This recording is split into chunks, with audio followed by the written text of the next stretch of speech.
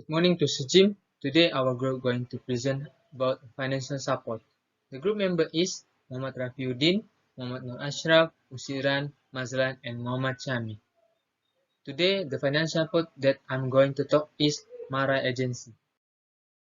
First I will present about the history of Mara.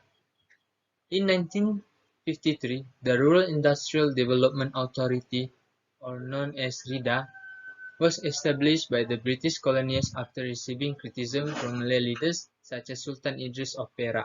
RIDA means the Village and Enterprise Development Authority. In 1965, the first Bumiputra Economic Congress was held in Kuala Lumpur, urging that the Malay economy be strengthened. RIDA was found to be incompetent and ineffective. So, RIDA was reorganized and renamed as MARA. In 1966, Majlis Amanah Rakyat, or known as MARA, an agency of the Ministry of Rural Development, was established on March 1 under an Act of Parliament as a statutory body as a result of resolution of the first Bumiputra Economic Congress in the previous year. Next is MARA objective. MARA's objective is to encourage, guide, train, and assist Bumiputra, especially in rural areas, to actively participate in trade and enterprise activity towards forming a resilient, professional, and strong Bumiputra entrepreneurial community. Role and the contribution of Majlis Amanah Rakyat is to create and increase the number of Bumiputra entrepreneurs and improve their status in trade and enterprise activity towards the formation of a successful and strong business community. Participate actively in certain areas of trade and industry through investment and management in company as a protective measure to increase Bumiputra participation in business world. To increase the number of Bumiputra employees trained in various fields at all levels, especially for the needs of the trade and industry sector, and encourage other appropriate facility and service as well as be a trustee who can help specifically or generally to improve the economic and social status of Bumiputra. Thank you. Hello and good morning to Sir Jim. My name is Muhammad Nur Ashraf bin Muhammad Tarmizi Abdullah. My matrix number is 07DKA20F1012. For today MPU22012 presentation video topic, I would like to present about the history of establishment of commercial bank and its benefit. Okay, this is the section divider. Section 1 will be about history of commercial bank establishment. And lastly, section 2, the benefits of commercial bank. Okay. History of commercial bank establishment. History. The word bank derives from the Italian word banco, which means desk or bench. But financial activity extends back to the Stone Age. Commercial banks were commonly utilized in the US due to regulatory differences. It restricted commercial banks to banking and investment banks to capital markets after the Great Depression. That is because of the GLB Act of 1999 ended it. The role of commercial bank is commercial banks provide financial services to the public and companies, promoting economic and social stability.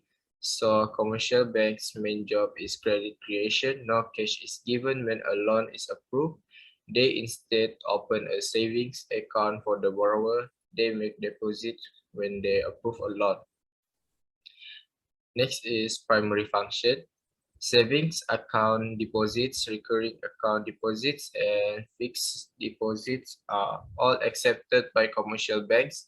These deposits are repaid upon request or after a period of time.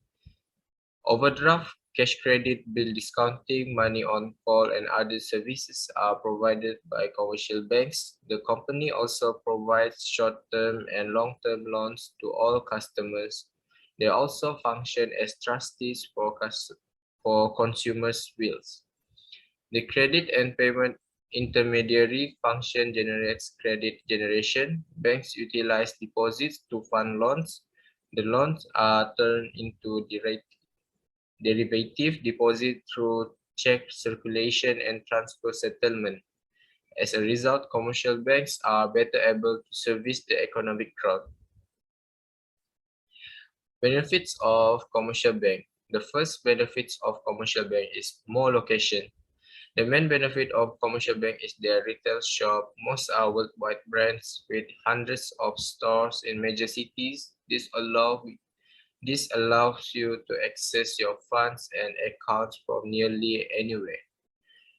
The second benefit is more product offerings.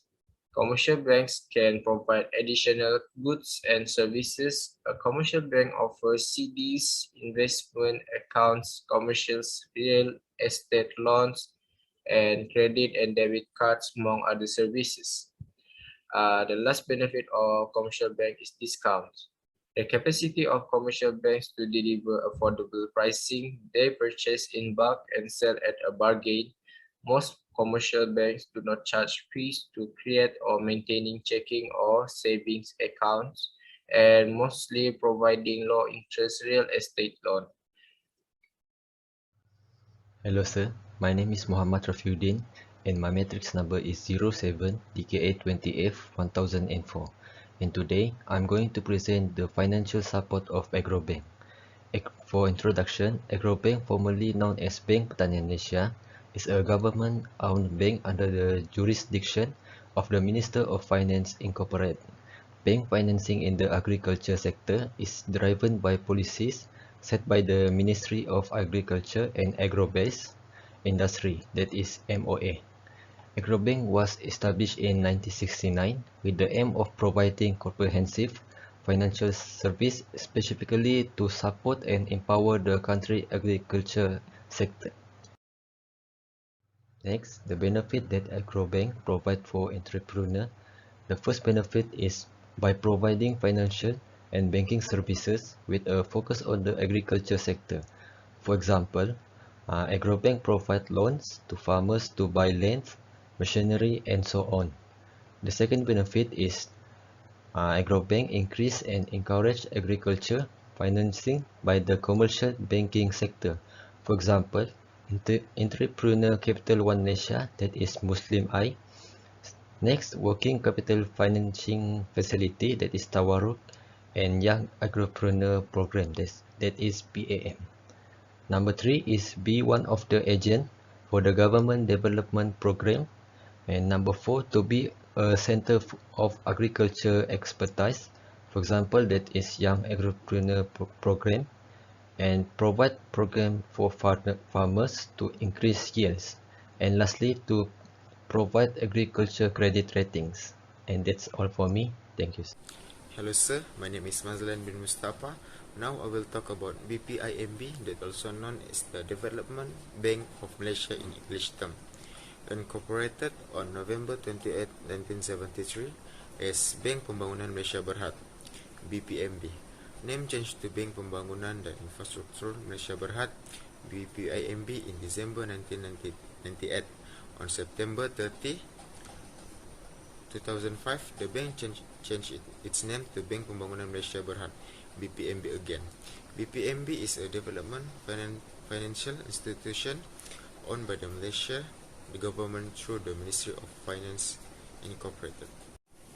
The bank is mandated to provide medium to long-term financing to capital-intensive industry, which include infrastructure projects, maritime, and high-technology sectors. The bank also made a number of strategic investments, and amongst its subsidiaries, Bank Perusahaan Kecil dan Sederhana Malaysia Berhad, SME Bank, Global Maritime Ventures Berhad, GMV, and Pembangunan Leasing Corporation Sedian Berhad, PLC. Assalamualaikum warahmatullahi ta'ala wabarakatuh. My name is Muhammad Syahmi Amirul bin Johari. My matrix number is 07DKA20F1020.